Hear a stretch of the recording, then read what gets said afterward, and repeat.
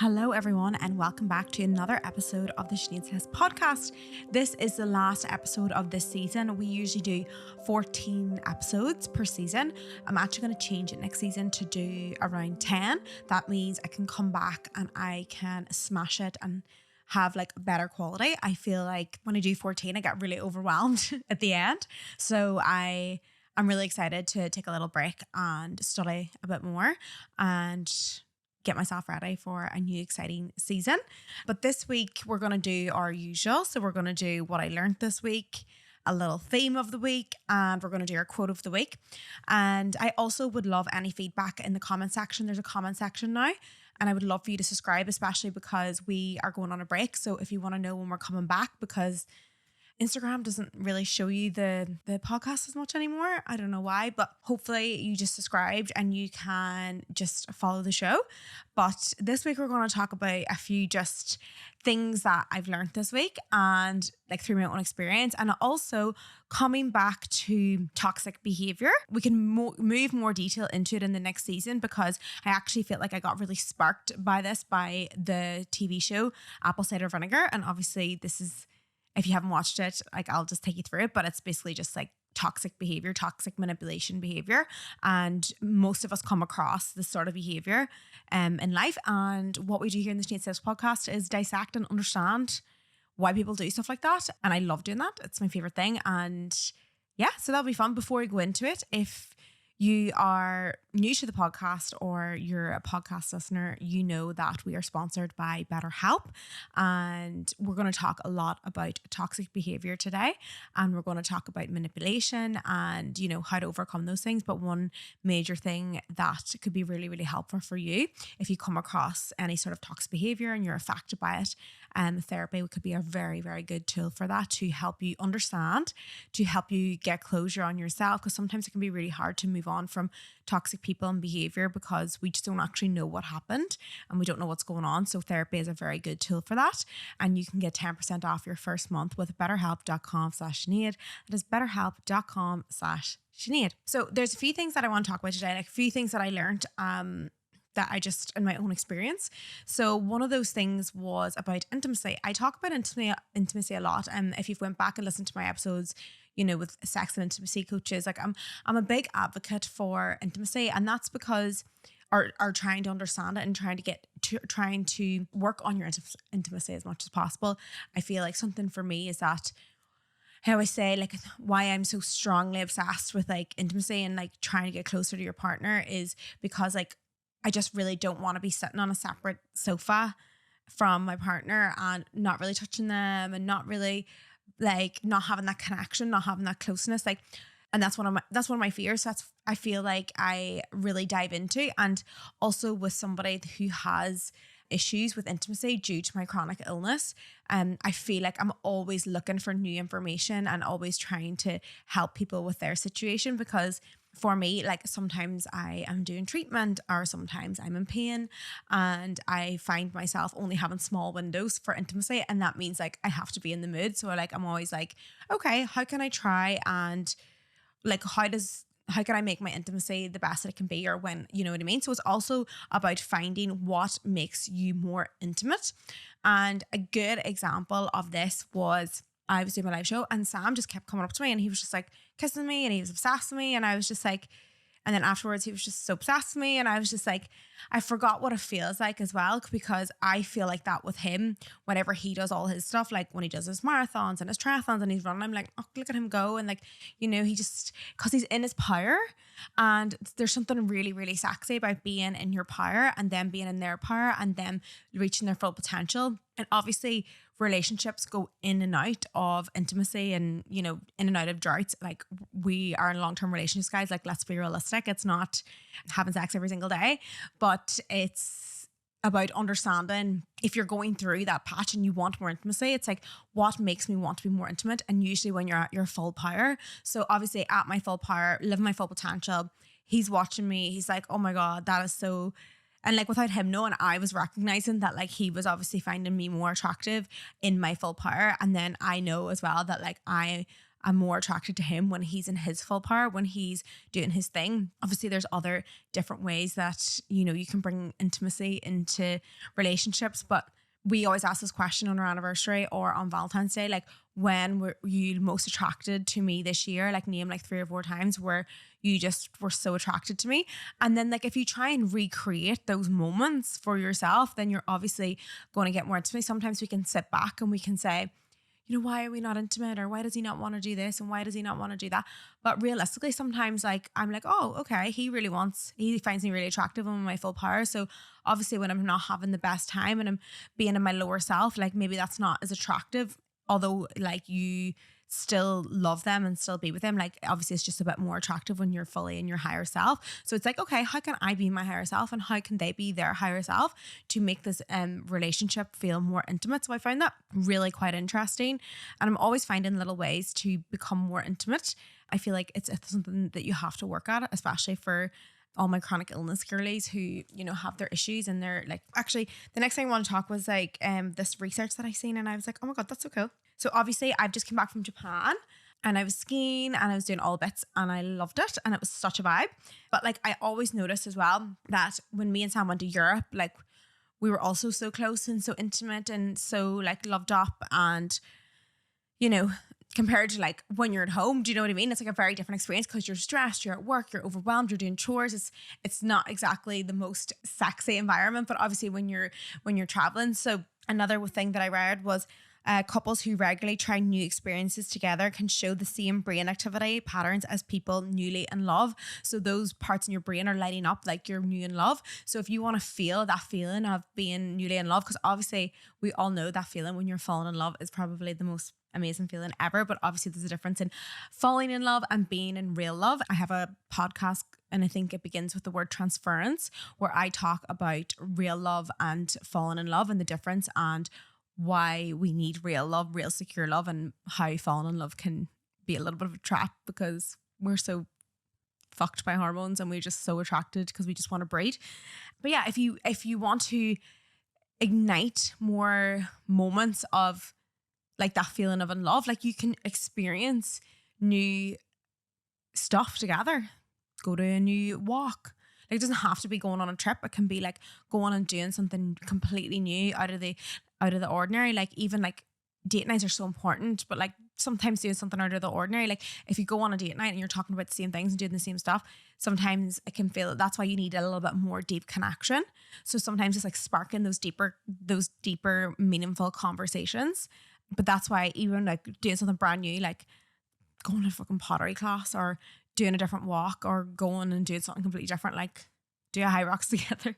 No, honestly, I could not do a high rocks with Sam. Like I actually wouldn't be able to cope. Like, no, not for me. Like he would just be like, do it this way. And I'd be like, no, we wouldn't be able to cope.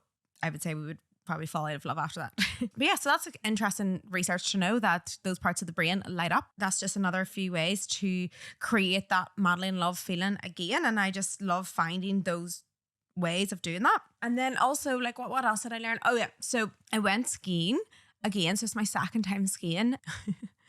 Like all the people that are friends with Sam all ski. I'm like, is that a thing? What, English people all ski? Like nobody in my town skied. Actually, I think my friend Aoife and her family skied, but they're like one of those like cool families. I used to be so jealous of them. I used to be like, God, I would love to do that. They just do all these cool things. But like no one really skied around me. But anyway, these guys are skiing and I'm just like, right, okay. I'm a skier now. I'm going to have to be a skier mom. And Sam loves fucking skiing so much and snowboarding and whatever. So I was like, this is going to be my life forever. So I may as well like try my absolute best to get better at skiing so that when I have children that I can be a ski mom. So that's exactly what I did. And there's a big difference in the person that skied 2 years ago in New Zealand because I was so scared. I literally felt like if I was going to fall, I was going to die. I was going to break my legs. So I just kept like not wanting to fall and then really panicking when I fell and then being really scared. Well, it's like what I've realized is which a good metaphor in life is that it doesn't matter if you fall.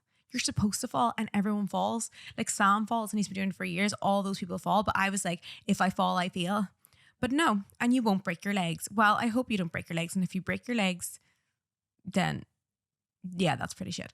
But I think like that's what changed my ski ability. I feel like I definitely improved over this trip, and it's because I'm not afraid to fall. I'm just like, just go down the slope and learn and learn and learn. And if you fall, and when I was learning all these new techniques, I was good. Like the salmon was up the mountain, I was down at the green slopes trying my absolute best, and I just kept going up and down and then going down and watching TikToks, and then they were telling me like new tricks like every so often. And I'd be like, right, okay, I'm going to try this now. But every time I tried it, I fell, but I was fine with that because I was just trying something new to see if it was working. And that just reminds me of life, like about failing in business and in life. Like you have to go in with it to like know that you're going to fail. And then if you fail, you're just going to get back up. You know what I mean? And if you break your legs, you break your legs. But that just reminds me of business, and it reminds me of life. So it's just like a metaphor. I always think there's a metaphor in everything in life. You know what I mean? Like the butterfly, you know, it goes to sleep and cocoons and then comes out like a butterfly. Like, you know, I just think everything in life and God and the universe has put things on this earth to talk about in their metaphors. Like I love the one about mountains. Like mountains don't shake mountains aren't made without a shake of the earth. So like things have to shake up for these beautiful things to appear. And like it's the same. I honestly just feel like nature is one big metaphor, and that's just life, and that's just right in front of us. So watch out for little things like that. And I just love that. Okay, so the next thing I wanted to talk about was the program Apple Cider Vinegar. If you haven't watched it, basically it's about this. This is not a spoiler, by the way. This is like common knowledge. I haven't actually watched it all, only on episode 4.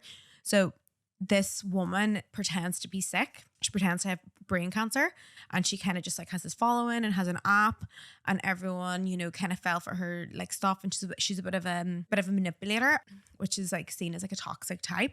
But it's interesting because we actually come across these people all the time.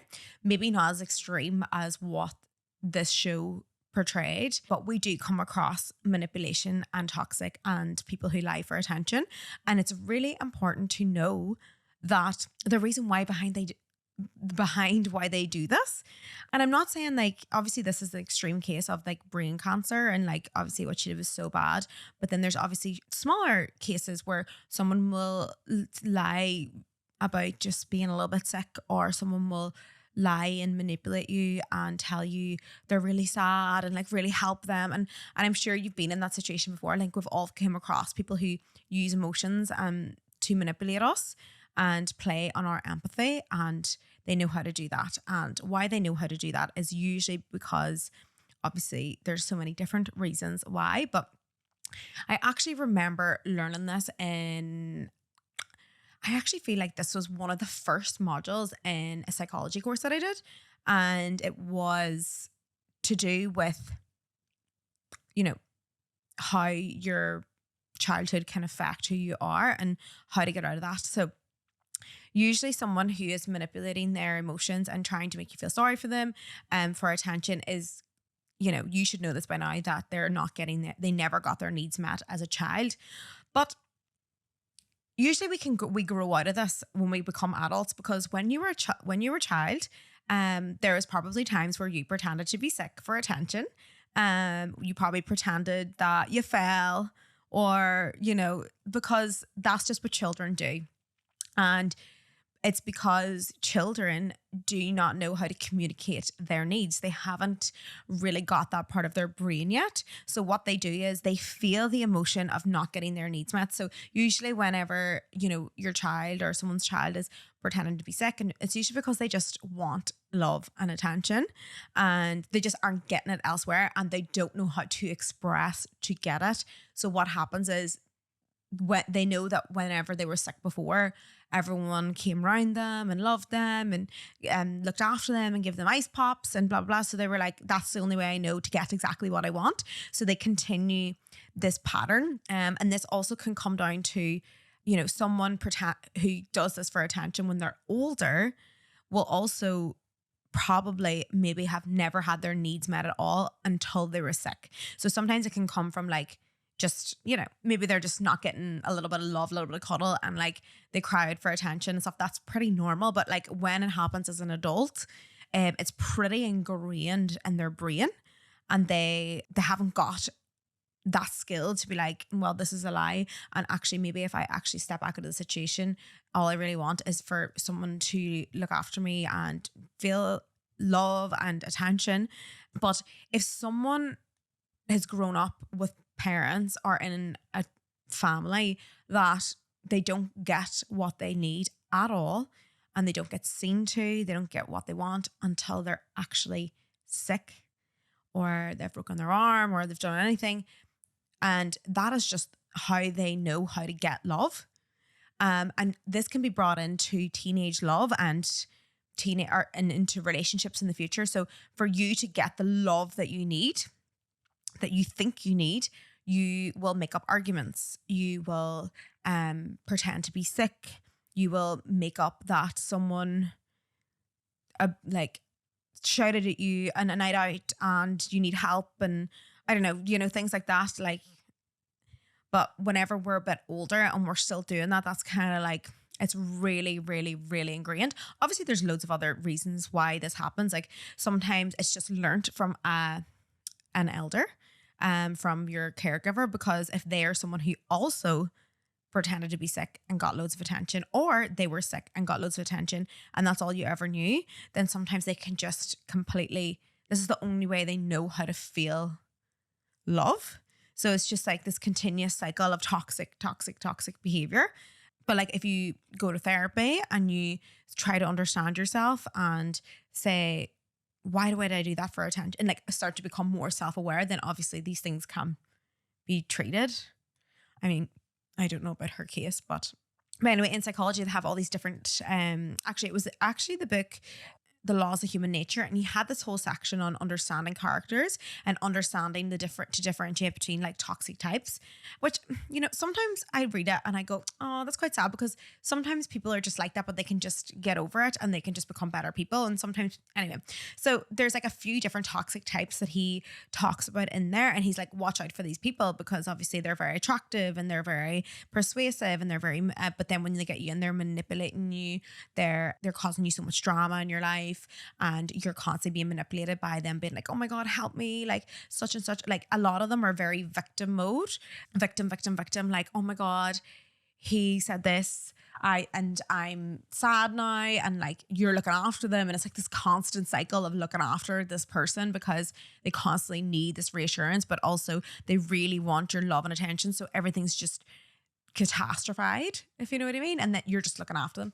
But yeah, there's like also different types of things. Like he goes into different people or different people that you will encounter that may seem toxic. Like, I think there's, and he has them all named. Like there's one called like the hyper perfectionist, and it's like, oh, the hyper perfectionist. And then he talks about like why someone will be hyper perfectionist, because usually someone who is hyper perfectionist, and like when I'm saying hyper perfectionist, I'm like saying like they need to do everything themselves. Everything has to be perfect.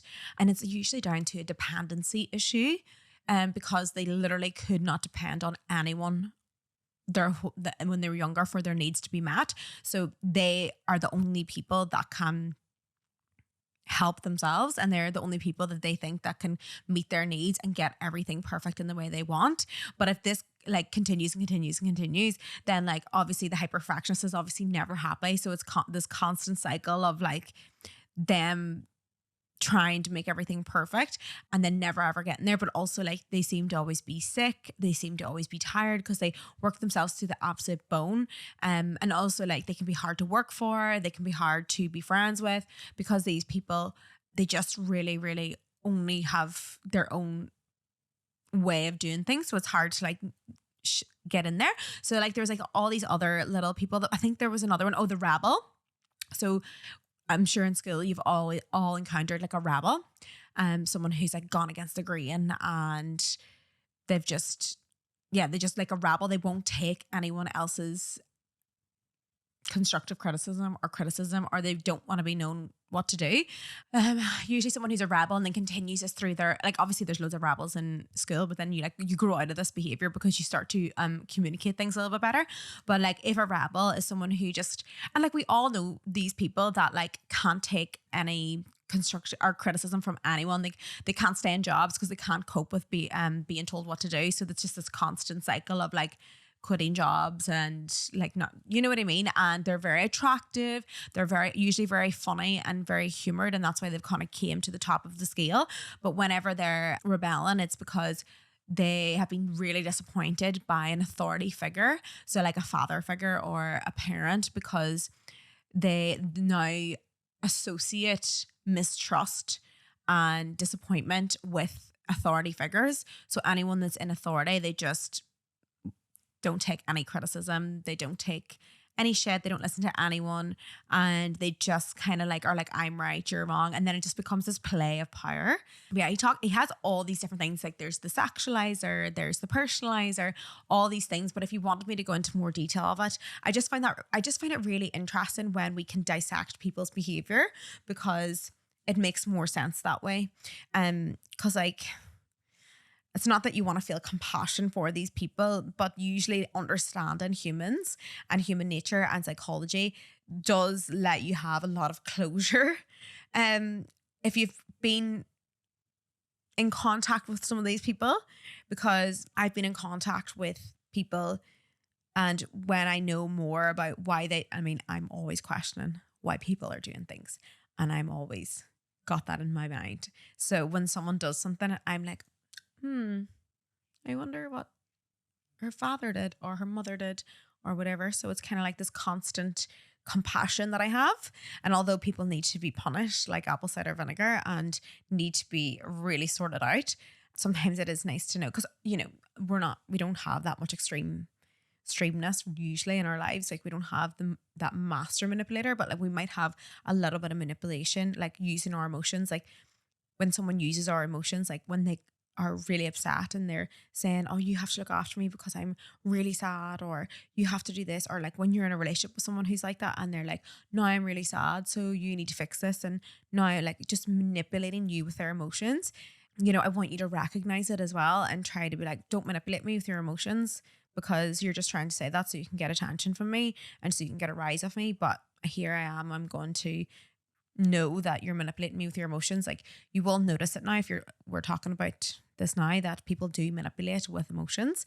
And I mean, sometimes it's innocent, sometimes it's just a play on a wee white lie or something like that. But like when someone is causing you issues and causing you troubles, try to look out for that. And also it's good to understand them, because you can get these people into your life and then they can do all these things. They can come in and fuck up your life.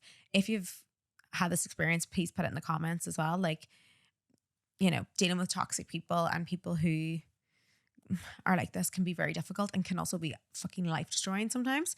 I don't know where I was, but anyway, yeah, that's what I wanted to, that was kind of like my topic of the week, because we were talking about loads of different things.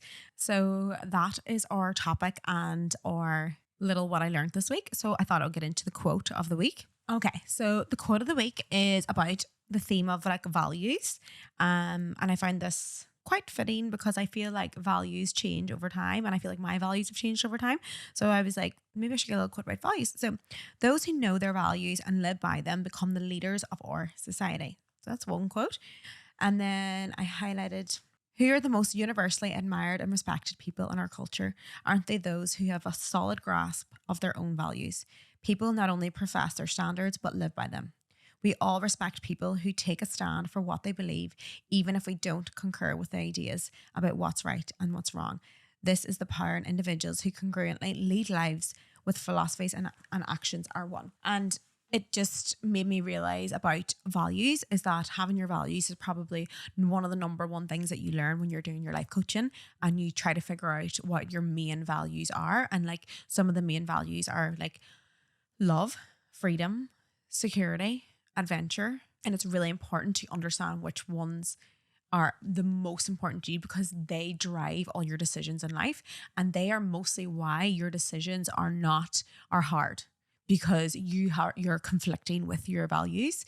Good examples, like in relationships, sometimes, you know, when people grow up out of relationships and they grow in relationships, two people end up having two different values. So you're like, they break up and then a lot of them go, but we still love each other and we love each other. But usually the way people break up is because they have misaligning values. So somebody could have values for freedom and adventure, like, and they are doing that together for a long period of time, then all of a sudden someone's like, no, I want to be more secure and have like a family, and then they have two misaligned values, and then their decisions can be very difficultly made. But if you know your true values, then you can make that decision quicker and you can make your life easier, because a lot of arguments happen in that situation. Also, like, you may notice that if you go into your job and like your values are like loved ones, family, but like maybe your values of success and stuff are down the bottom. Like if you go into a job that you think you love and you end up hating it, it's usually because it's maybe going against your values and the top values are not being met. So some people really just value success at a certain period of time of their life, and they just want to drive forward with that. And when they have that at their thing, then obviously if they don't see their family as much and they don't see things like that, usually wouldn't bother them. But if someone really values, family, love, seeing their friends, and their job is getting in the way, even though it's their dream job, then that's, your decisions are going to be difficult. But if you actually sit down and be like, what are my main values? Right. Okay. I want to have more spare time. I want to be more free. I want love. Then obviously that job, even though it's your dream job, is not going to align. So you're going to be conflicting all the time, and it's going to be the decider of how you're feeling every single day. And everyone's values are different based on the experiences and the people around them. So not everyone has the exact same values, and things happen to people and values change. But I evaluate my values all the time and be like, okay, what is my most important values and how can I fix that? Like even at the moment, I was doing a lot of traveling, a lot of work, but my values really are a bit of security and family and home at the minute. And I'm just like, I was so happy to get home, and I'm like, oh, that's because I really value my home time and my business and like and routine. So I'm like valuing that. Whereas like I could have went anywhere, did anything years ago. I could have got on with like no fucking clothes and just went and traveled the world. But like it feels different whenever you have different values. So that's why like your decisions change. Like, this month or next month I could go away and go on holidays and do whatever, but because my values stand at like routine and business and like my purpose, and doing purposeful work, which is something that like when I'm traveling I can't really do, and like I really want to do more in-person stuff, which is obviously I'm going to have a little bit more free time now because podcasts will be done for a little while. I'll be able to do meditation classes, and I'll be able to do plan more events and like doing more retreats. And sometimes when I'm working, right, and I'm doing loads of stuff online, sitting in my house, working, doing stuff on my own, I'm like, oh, I'm feeling a bit sad, not sad, but like I'm feeling a bit lonely because I'm just like, I'm missing that, making a difference in person. So I'm like, oh, I realize I value that. So I need to make sure I put that in, because easily I could be like, oh, I'm not going to do any classes this week because, I have a lot of work on, and, like I get probably more money from the work I would do at my home than I would in my classes. But like I value that, so that makes my decision easier. So you can make decisions easier when you know about your values. So that's why I want you to like sit down and just be like, what are my key values? Okay, let me actually just read you out some values. Some values are love, success, freedom, intimacy, security, adventure, power, passion, comfort, and health. So if you think about, if you value passion over comfort, a lot of people like, Molly May loves comfort. Passion would be someone like Chrissy Chella. Like she's really passionate, wants to get out there. I suppose like Molly May is, yeah, but she likes her home comforts. Some people like passion, being out there, being on top of the stage. So like those two people would have misaligning values, you know what I mean? But if you really value comfort, but you want a successful touring company of you speaking on stage, you're gonna like really struggle with that. You know what I mean? So you need to ask yourself, what do you value more? Like I do value getting out of my comfort zone, and I do value passion, and I do value, I used to value adventure so much more. I used to be like, I want to see the world and do everything. But now that I'm a bit older, I just value my security and my relationships a lot. Like I just want to have a community around me. So I feel like over time things change, and then you can make your decisions based on those. Whereas like if I didn't know my values right now, like, somebody says to me, oh Sinead, like let's go to Mexico tomorrow. Like basically I could go to Mexico tomorrow. But like maybe when I go there, I'm going to feel a bit weird and I wouldn't like it, because obviously I know my values, wanting a bit of routine and security and love and relationships and community. Have a think about those: love, success, freedom, intimacy, security, adventure, power, passion, comfort, and health. And then once you put them in order, then you can realize why things in life just don't work out. Because you, like I said before, you could have your dream job, but didn't work out because it didn't get, your top values weren't being met. Relationships don't work out because two people want two very different things. Like some person might really value their success, but that person might say, well, you know, I'm not moving over there for you to have your job because I want to live here. But you actually value your success over your security because you want to grow. Because sometimes in life we're on a growth spurt. Sometimes we're in our comfort zone. Sometimes we're just chilling. So we just need to know where you're at. And that's why I reevaluate my values all the time. I'm in a bit of a want to grow my business kind of vibe. And I really want to, I've said like, how can I do that? And I really think I need a business coach and like a little bit more support that way. So like, it's good to know that. And I can just steer my decisions, because I could say, oh, one of my values is saving money for a house. But like, then I'd be like, well, I need to spend a lot of money on this. Which one's more important? And your decisions are a lot easier. So I just thought that would be nice to talk about values today. And yeah, and guys, this is the end of the season. So I would love your feedback. So please just write it in the comments. Like, do you want more solo podcasts? Do you want more guests? I do feel like when you have like over 120 episodes, it's always hard to like get loads of guests in, especially when you're in Australia with the time difference. It's a bit of a nightmare. And guys, what about me and the technical difficulties this season? Not coping with that. So, but yeah, let me know. Do you want more chit chat? Maybe you want a bit more of the boys of Sam in. I just would absolutely love your feedback. And if this helps you, could you just do me a favor and just send it to your friend or share it, because it really does help. And it's just an independent podcast. So thank you so much for another amazing season, and good night.